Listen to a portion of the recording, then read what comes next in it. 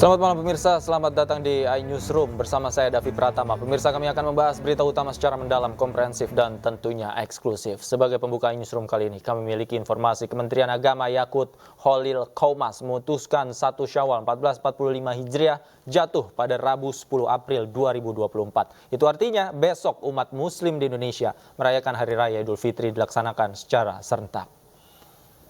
Perlu kita ingat bahwa pemerintah melalui Kementerian Agama selalu menggunakan dua metode penentuan awal bulan Komariah. Saya ulangi ya, Kementerian Agama selalu menggunakan dua metode penentuan awal bulan Komariah yang saling melengkapi dan tidak bisa dinegasikan satu dengan yang lain, yaitu hisab yang sifatnya informatif dan ru'yat yang sifatnya konfirmatif. Pada hari ini, informasi hitungan hisab telah dikonfirmasi dengan laporan ru'yat dari petugas-petugas Kementerian Agama di daerah yang kita tempatkan di titik-titik lokasi ru'yat di berbagai penjuru wilayah Indonesia. Dari titik tersebut, sebagian telah melaporkan bahwa hilal sudah terlihat. Laporan-laporan ru'yatul hilal ini kemudian telah dibawa ke dalam sidang tadi, sudah dimusyawarahkan juga oleh para alim ulama, tokoh-tokoh ormas Islam, pakar falak dan astronomi, serta tokoh-tokoh masyarakat lainnya.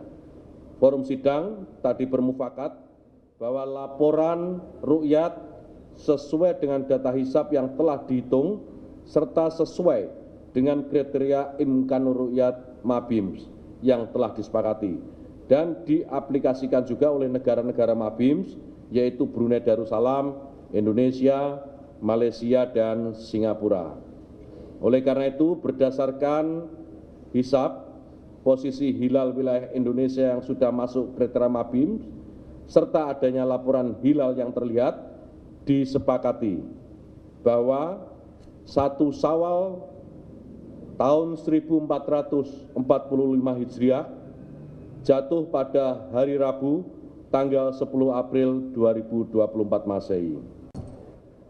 Data hasil hisab kemudian dikonfirmasi oleh ru'yat ini klop, dan karena klop maka pemerintah sebagai pemegang otoritas masalah publik memiliki kewenangan untuk menetapkan setelah mempertimbangkan pandangan keagamaan, dan pandangan keagamaan sudah disampaikan.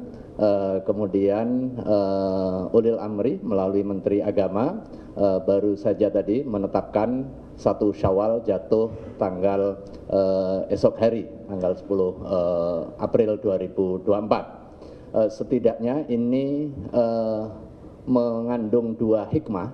Hikmah yang pertama, alam meneguhkan komitmen kebersamaan.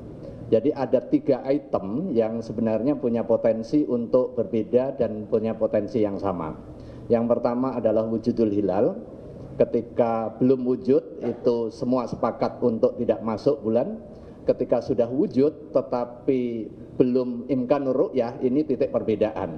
Dan posisi hari ini sudah wujud dan sudah berada di taraf imkanur ru'yah, maka seluruh elemen pegiat hisab dan ru'yat memiliki kesamaan pandang, dan momentum ini saya kira pas juga untuk kepentingan kita sebagai bangsa Indonesia yang baru saja menyelenggarakan pemilihan umum baik Pilpres maupun Pileg. Momentum 1 Syawal 1445 Hijriah, di mana penetapan 1 Syawalnya ini serentak secara keseluruhan, ini bisa dijadikan apa yang disebut sebagai amul jamaah, tahun kebersamaan, tahun persaudaraan, sekaligus juga momentum rekonsiliasi nasional setelah kita terfragmentasi di dalam perbedaan pilihan politik, dan kebersamaan ini berada di dalam satu titik meneguhkan komitmen kita membangun bersama untuk mewujudkan baldatun thayyibatun wa rabbun ghafur. Inilah etos dan juga spirit serta semangat bersamanya Idul Fitri 1 Syawal 1445 yang perlu kita optimalkan. Terima kasih, kurang lebihnya mohon maaf. Mewakili Majelis Ulama Indonesia, saya mengucapkan kullu amin wa antum bi khair, ja'alanallahu minal aidina wal faizin, taqabbalallahu minna wa minkum siyamana wa siyamakum salihal a'mal. Wallahu al-muwaffiq wal hadi ila aqwamit thoriq. Wassalamualaikum warahmatullahi wabarakatuh. Pimpinan Pusat Muhammadiyah telah menetapkan Hari Raya Idul Fitri 1445 Hijriah jatuh pada Rabu 10 April 2024. Muhammadiyah menggunakan metode hisab dengan metode khusus hisab hakiki wujudul hilal. Ijtima' jelang Syawal 1445 Hijriah terjadi pada hari Selasa Legi 30 Ramadan 1445 Hijriah bertepatan dengan 9 April 2024 Miladiah pukul 1:23:10 WIB. Tinggi bulan pada saat matahari terbenam tanggal 9 April 2024 di Yogyakarta yaitu plus 6 derajat 8 menit 28 detik sehingga hilal sudah wujud. Dan di wilayah Indonesia pada saat matahari terbenam bulan berada di atas ufuk. Oleh karena itu di wilayah Indonesia tanggal 1 Syawal 1445 Hijriah jatuh pada hari Rabu Pahing 10 April 2024 Masehi.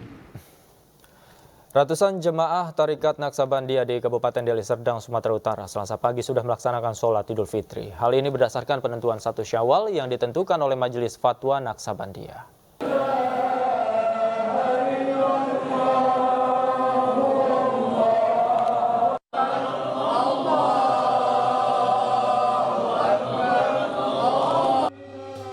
Ratusan jemaah Tarekat Naksabandia Al-Khalidiyah Jalaliyah di Kabupaten Deli Serdang, Sumatera Utara Selasa pagi mulai mendatangi Ponpes Darussofa untuk melaksanakan sholat Id. Dengan berdasarkan metode hisab Komariah yang sudah melalui sidang Dewan Majelis Fatwa Naksabandia, menentukan 1 Syawal 1445 Hijriah jatuh pada Selasa 9 April 2024. Berdasarkan penentuan tersebut, ratusan jemaah Tarekat Naksabandia melaksanakan sholat Idul Fitri lebih awal meski pemerintah belum menetapkan jatuhnya 1 Syawal. Sholat Id tahun ini sendiri digelar di berbagai titik dan dipusatkan di Kecamatan Bandar Tinggi, Kabupaten Simalungun, Sumatera Utara.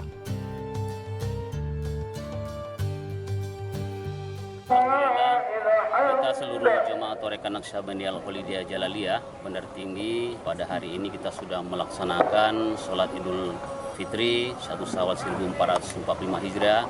Ini dihitung melalui hisab Komariah yang senantiasa digunakan dalam Tarekat Naksabandia Jalaliyah bahwa 1 Syawal 1445 Hijriah itu bertepatan pada hari ini Selasa 9 April tahun 2024. Itu sudah dihitung oleh Majelis Fatwa yang dipimpin oleh Tuan Guru kita selaku mursyid, sudah diputuskan, dan pada hari ini jemaah Tarekat Naksabandia Al-Khalidiyah Jalaliyah di seluruh Indonesia serentak melaksanakan sholat Idul Fitri. Meskipun memiliki perbedaan awal Ramadan dan awal Syawal, Tarekat Naksabandia berharap hal ini tidak menjadi perdebatan. Dari Deli Serdang, Sumatera Utara, Ahmad Ridwan Nasution, iNews melaporkan.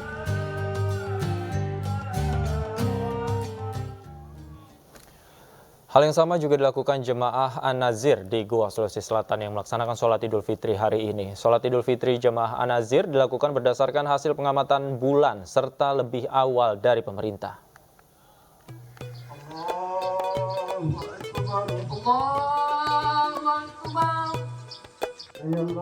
Ratusan jemaah An-Nazir di Kelurahan Mawang, Kecamatan Boton Maranu, Kabupaten Goa, Sulawesi Selatan, hari ini melaksanakan sholat Idul Fitri 1445 Hijriah. Penentuan jatuhnya 1 Syawal 1445 Hijriah dilakukan oleh jemaah An-Nazir setelah mengamati perjalanan bulan mulai sejak awal masuknya bulan Ramadan hingga 3 hari menjelang berakhirnya bulan Ramadan. Selain mengamati perjalanan bulan, jemaah An-Nazir juga melakukan pengamatan dengan melihat tanda-tanda alam seperti terjadinya air pasang puncak. Tak hanya itu, pengamatan juga dilakukan dengan bantuan aplikasi.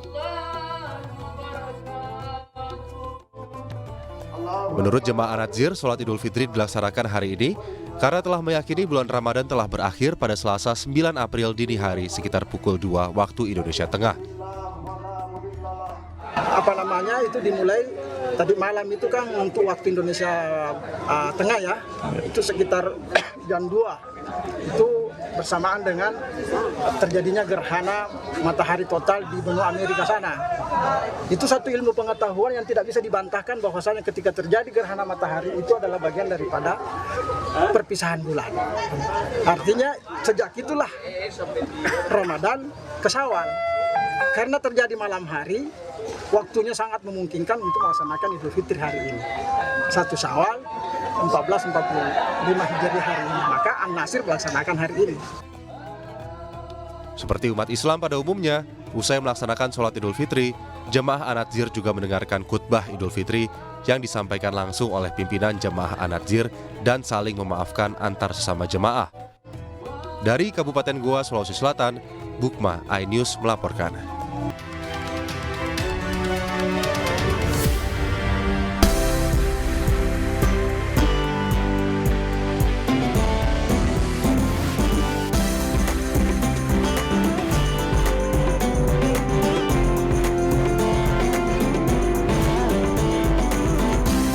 Oke, ya pemirsa, ribuan kendaraan mengular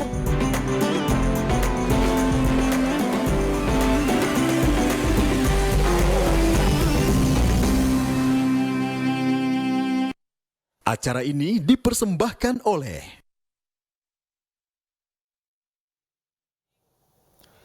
Dan pemirsa, untuk mengetahui pantauan arus mudik Lebaran 2024, kami telah terhubung dengan rekan kami Adisti Nur Arifah di ruas tol Cipali dan Giselia Nur Rahma di gerbang tol Kali Kangkung. Kita ke Adisti terlebih dahulu. Adisti, seperti apa situasi saat ini di Cikatama?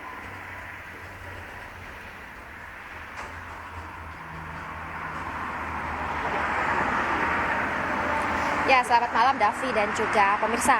H-1 menuju Lebaran, arus lalu lintas di ruas jalan tol Cipali pada malam hari ini terpantau lengang. Dapat terlihat di belakang saya, ini laju kendaraan cukup berjalan dengan lancar tanpa ketersendatan, bahkan ini kendaraan dapat melaju hingga ke batas kecepatan maksimal.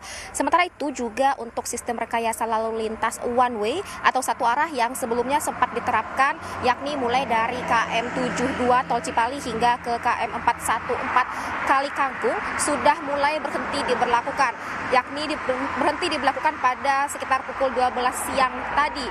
Jadi artinya memang untuk hari ini untuk lalu lintas baik dari arah Jakarta menuju ke arah timur ataupun juga sebaliknya dari arah timur menuju ke arah Jakarta sudah dapat berjalan normal begitu.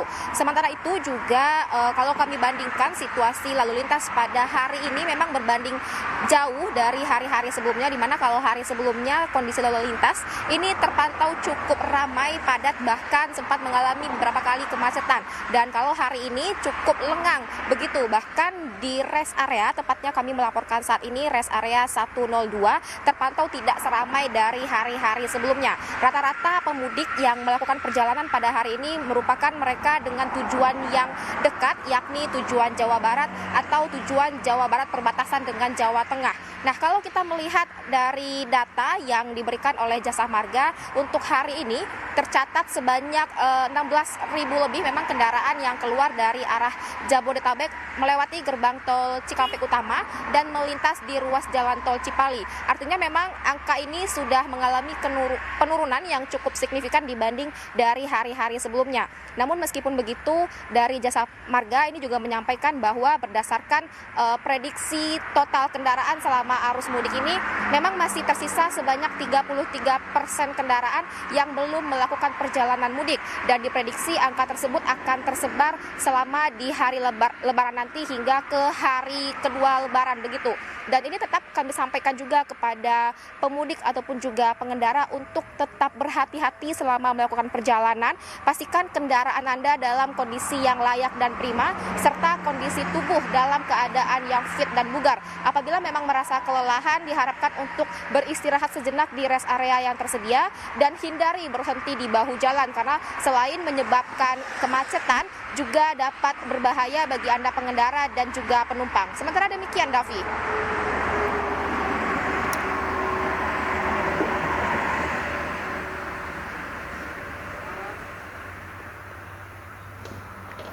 Baik, dari Cipali kita akan melihat bagaimana situasi terkini di Kali Kangkung. Ada rekan Giselia Nurrahma di sana. Gisel, seperti apa situasi lalu lintas di Kali Kangkung?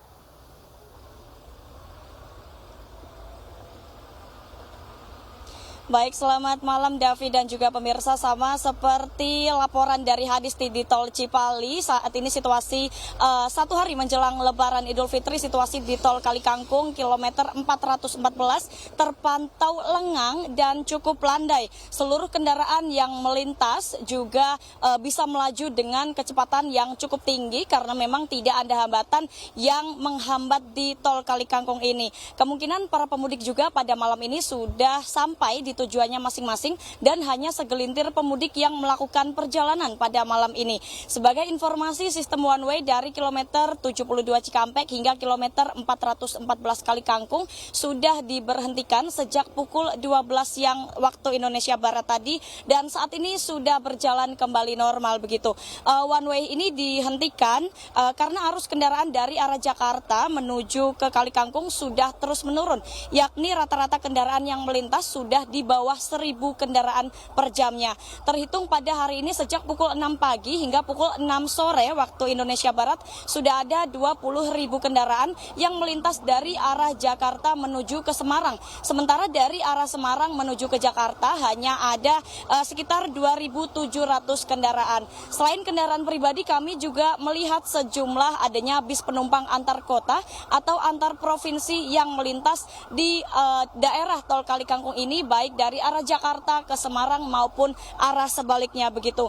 Dan Davi, adapun puncak arus mudik di Tol Kali Kangkung ini sudah terlewati pada hari Sabtu 6 April 2024 kemarin dengan lebih dari 69.000 kendaraan yang melintas di Tol Kali Kangkung ini. Dan sebagai informasi untuk puncak arus mudik di Tol Kali Kangkung ini, maksud kami puncak arus balik di Tol Kali Kangkung ini pihak Jasa Marga memprediksi akan terjadi pada hari Senin 15 April 2024 tepat pada hari terakhir cuti bersama. Dan pemirsa, kami juga ingin mengucapkan selamat Hari Raya Idul Fitri bagi yang merayakan. Mohon maaf lahir dan batin. Demikian kembali ke Anda, Davi. Baik, terima kasih Giselia Nurrahma melaporkan langsung dari gerbang Tol Kali Kangkung. Sebelumnya ada Disti dari Tol Cipali. Selamat bertugas kembali rekan-rekan, sehat selalu. Pemirsa, Menteri PUPR Basuki Hadimulyono kembali meninjau Jalan Tol Bocimi untuk melihat progres pekerjaan jalan tol yang amblas akibat longsor beberapa waktu yang lalu. Basuki menyebut perbaikan temporer akan selesai malam ini sehingga Kamis mendatang bisa digunakan satu jalur. Proses pengerjaan perbaikan Jalan Tol Bocimi yang amblas terus dilakukan Kementerian PUPR di kilometer 64 ruas Cigombong Parungkuda, Kecamatan Cicurug, Kabupaten Sukabumi, Jawa Barat.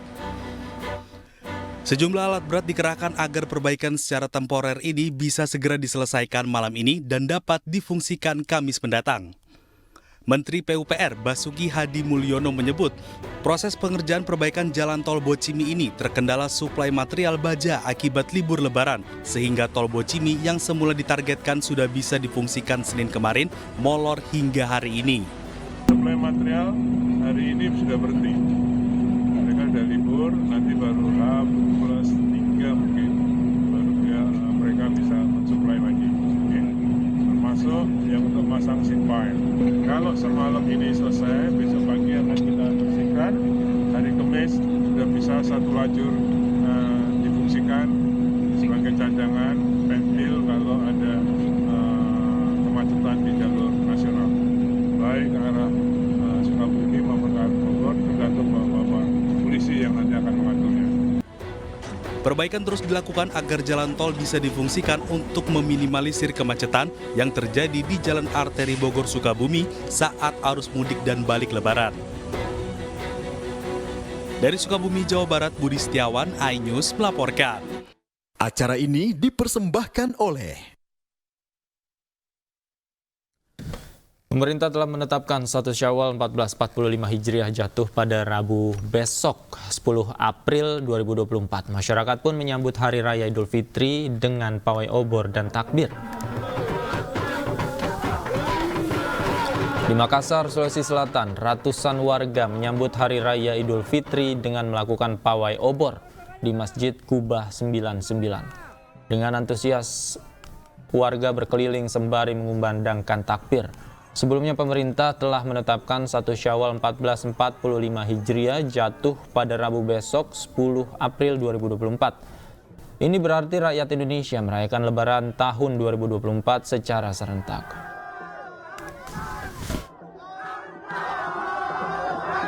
Nanti pada saat depan panggung baru dinyalakan api.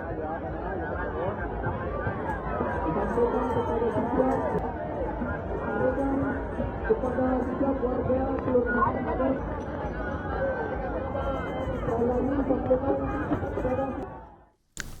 Dan untuk mengetahui pantauan arus mudik di malam Lebaran 2024, kami telah terhubung dengan rekan Ayu Pratiwi di Stasiun Pasar Senen, Jakarta. Selamat malam, Ayu. Bagaimana situasi saat ini di Stasiun Pasar Senen?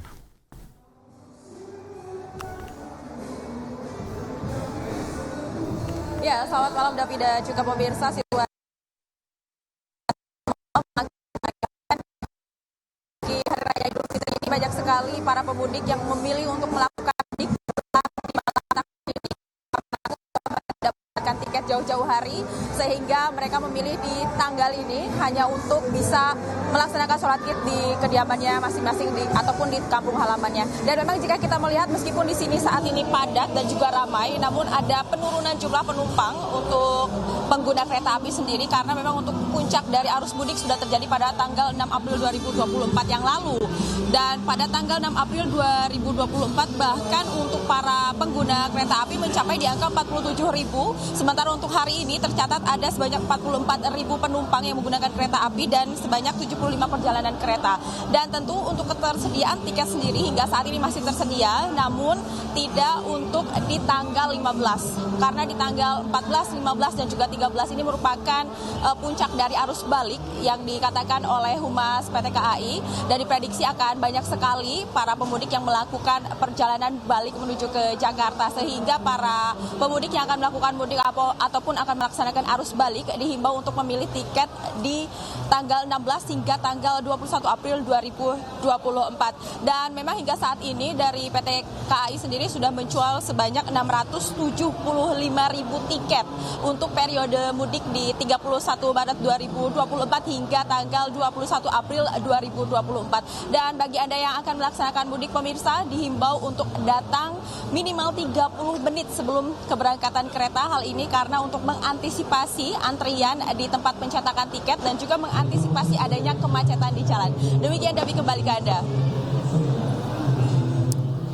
Baik, terima kasih Ayu Pratiwi melaporkan langsung dari Stasiun Senen, Jakarta. Selamat bertugas kembali, Ayu. Jelang Lebaran besok, kondisi arus lalu lintas mulai lengang. Namun tak sedikit pemudik yang masih melakukan perjalanan melintasi ruas tol Palikanci. Bahkan sejumlah pemudik memanfaatkan waktu beristirahat di rest area. Salah satunya rest area kilometer 207A yang dapat memanjakan pemudik dengan berbagai fasilitas sebelum melanjutkan perjalanan ke kota tujuan. Pemirsa, arus kendaraan yang melintas di ruas tol Palimanan Kanci kilometer 207 terpantau ramai lancar. Tidak ada kendala berarti yang kami temukan sepanjang perjalanan dari arah Cikampek menuju ke ruas tol Kali Kangkung, karena sudah diberlakukan juga rekayasa arus lalu lintas satu arah atau satu jalur dari kilometer 72 Cikampek hingga kilometer 414 Kali Kangkung. Dan bagi Anda para pemudik yang melakukan perjalanan pada periode mudik Lebaran kali ini, kami persilahkan untuk bisa beristirahat apabila Anda merasa lelah di rest area terdekat. Salah satunya adalah rest area 207A yang ada di Palikanci ini dan terpantau di waktu kami melaporkan di sini cukup lengang. Jadi Anda bisa manfaatkan waktu semaksimal mungkin untuk beristirahat, kemudian untuk menservis mobil atau kendaraan Anda dan juga untuk beristirahat, untuk sekedar makan dan minum serta lain sebagainya. Di rest area ini juga berbagai macam posko disiagakan di sini untuk membantu Anda dalam perjalanan mudik Anda, dan salah satunya posko yang ada di belakang saya itu posko siaga yang selalu siap sedia membantu perjalanan mudik Anda. Saya akan berbincang di sini dengan salah satu pengelola posko untuk memberikan informasi apa saja layanan yang diberikan kepada masyarakat yang ada di sini. Halo, apa kabar, Mas? Kak, baik.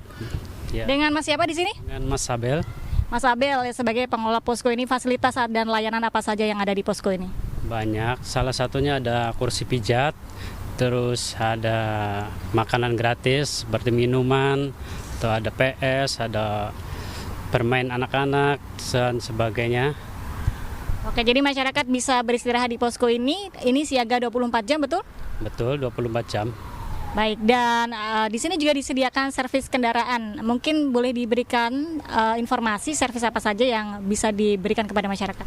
Boleh, semuanya bisa di servis gratis dengan beberapa paket. Misalnya ada pergantian oli, akan dikasihkan souvenir seperti hadiah voucher dari Tokopedia, ada e-money, ada bensin gratis dari Usel.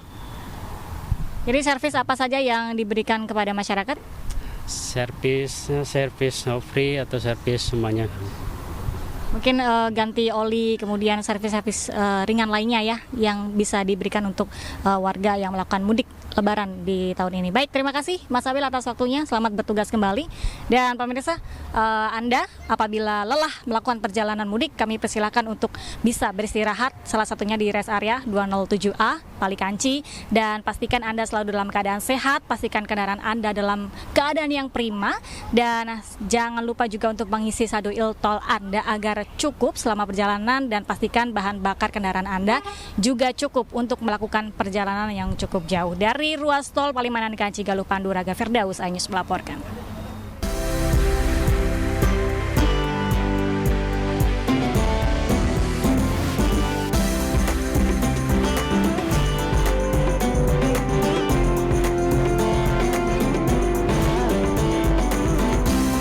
Oke, ya pemirsa, ribuan kendaraan mengular